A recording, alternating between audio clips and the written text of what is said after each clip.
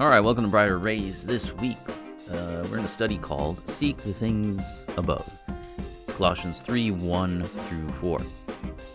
Now, the resurrection of Jesus is the foundation upon which the entire Christian faith rests.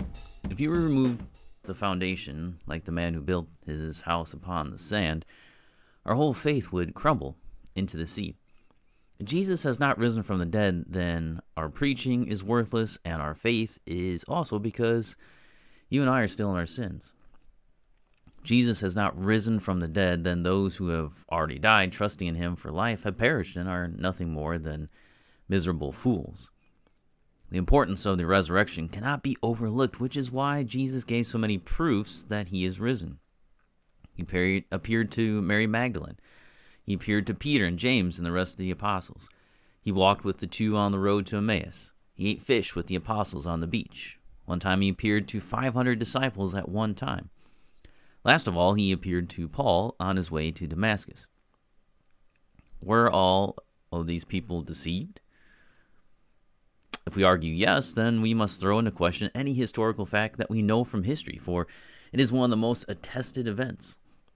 Since immediately after the resurrection until this day, people have gathered on the Lord's Day to celebrate the risen Lord. Along with the doctrine of the resurrection comes the doctrine of Jesus' federal headship of the church. Paul explains this in Romans 5, where he says, "For if because of one man's trespass death reigned, though that one man, much more will those who receive the abundance of grace and the free gift of righteousness reign in life through the one man, Jesus Christ." It's Romans 5:17.